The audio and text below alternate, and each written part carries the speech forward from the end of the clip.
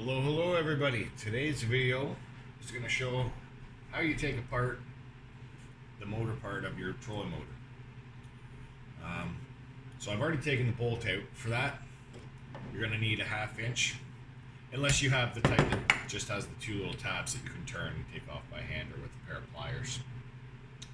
Once you get that off, you're going to pull your prop off the trolling motor. Now sometimes they don't come off that easy. I've had this one off already, but to get that off, I had to use a couple shots with the dead blow hammer, just little taps just to get her to come off. Once that comes off, you'll see right down in here there'll be a pin. Now that pin most of the time is bent. If you can get a new one, do it. If not, you could fabricate one, or you can just try and use the one that was in there, depending on your tools and what you have available. So after you get that pin out, I should say that I had to use a small punch to get that out because it was bent.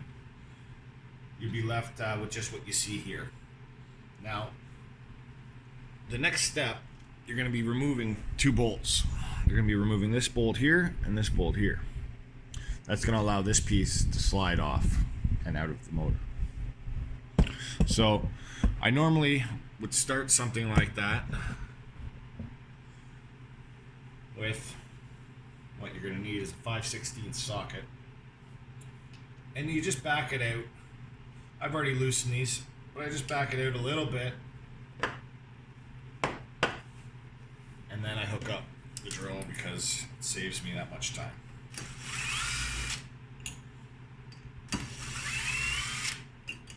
Alright, there's not a lot of threads in these. They're longer pieces just to hold that plate on there. So once you get those undone, that plate should come out.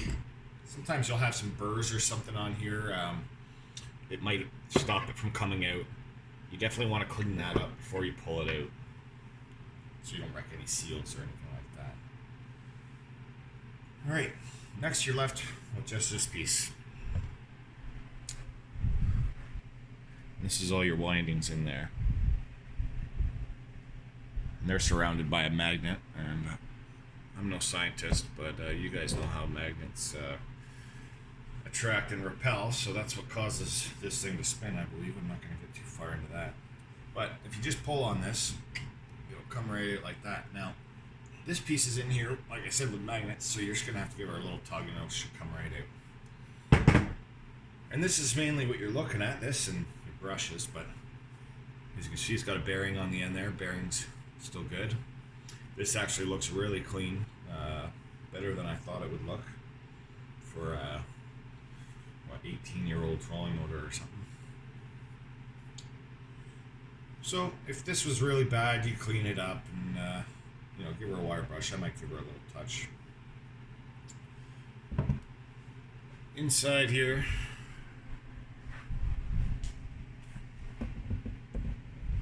see your brushes here, and they're on little springs, so they hold against this piece here.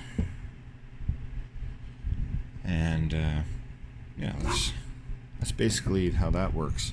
Now you can pull that out and inspect all that stuff, but there's really not much to look at other than your connections. You can see your wires coming down from your head unit into the back here, and if you wanted to remove this, just undo these two bolts here and you pull it out.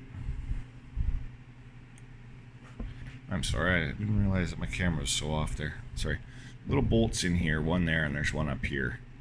And you pull those out, this whole piece will slide out. But then to get that out, you'd have to loosen the wires up here in your head to get the slack to pull that out, more than likely. Alright, so that's how you take apart your bottom end of your trolling motor. And like I said, it's not too bad, but if it were, you could clean it up, take any of the gunk out of there, and clean up the inside of here, and you want to make sure it's nice and smooth. And I'll probably take a little bit of 600 or 800 grit sandpaper and just clean that up a little bit. But yeah, that's how you take that apart. In my next video, I'm going to be taking this foot pedal off because the speed control no longer works on it. Well, I hope I was able to help some of you guys, and any questions you had, and feel free to give it a thumbs up if you like it. Thanks.